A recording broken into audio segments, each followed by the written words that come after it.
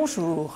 Dans un contexte difficile, avec les problèmes rencontrés par l'Irlande, la Bourse de Paris a fait preuve de résistance. Est-ce de bon augure pour les jours à venir ?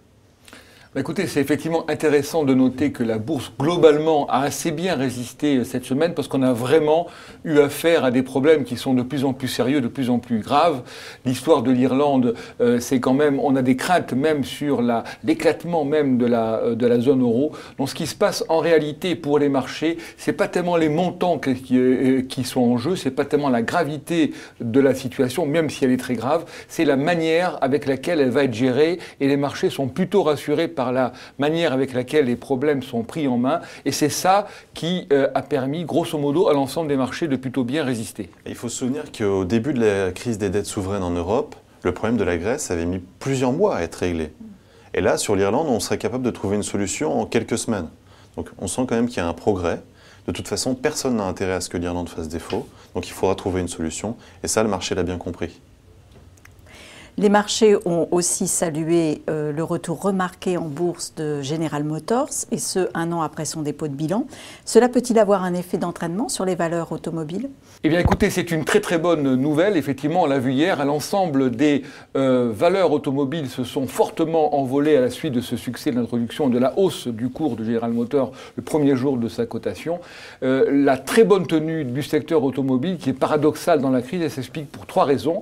La première, c'est que les valorisations étaient vraiment tombées très très bas. La deuxième, c'est que les marchés se rendent compte que finalement la réduction des charges des coûts fixes a permis d'améliorer les bénéfices. Il y a une très bonne dynamique de révision à la hausse des résultats. Et la troisième, c'est qu'il y a un contexte très morose sur l'ensemble du secteur. Et dans ce cas, généralement, c'est ce type de situation que les marchés aiment bien et qu'ils choisissent pour faire rebondir un cours lorsqu'il est très bas. Je ne sais pas ce que tu en penses. Oui, mais exactement. Mais l'automobile, il faut acheter. Il ne faut pas bouder son plaisir.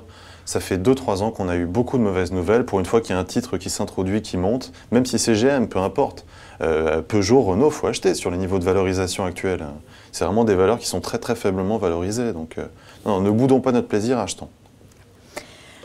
Bernard Bernanke est à Francfort pour défendre la politique monétaire de la Fed aujourd'hui. Celle-ci a décidé d'injecter 600 milliards de dollars dans l'économie américaine. Peut-on aller vers un apaisement monétaire ? Encore une fois, ce qui compte, c'est pas tellement la gravité de la crise, même si elle est très sérieuse, c'est la manière dont on la gère.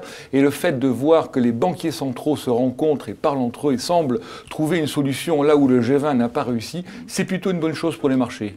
Le problème, c'est qu'on sent bien que l'opinion de Bernanke est irréconciliable avec celle de Trichet. D'un côté, il y en a un qui est prêt à tout, même à jouer l'inflation. Et de l'autre, Trichet sur l'inflation se montre inflexible. Donc le marché jugera les siens, entre guillemets. Hein, mais c'est vrai qu'à court terme, tout de même, on n'attend pas grand-chose de cette rencontre, ou d'une rencontre de ce type. Quelles sont vos perspectives pour la semaine à venir ?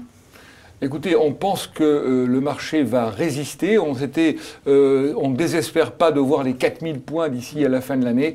Il ne faut pas être trop optimiste, mais finalement, cette résistance est plutôt de bon augure, malgré, encore une fois, l'ampleur des problèmes. Oui, c'est ça. En bourse, en fait, on achète plutôt la peur au ventre. C'est là qu'on fait les meilleures affaires.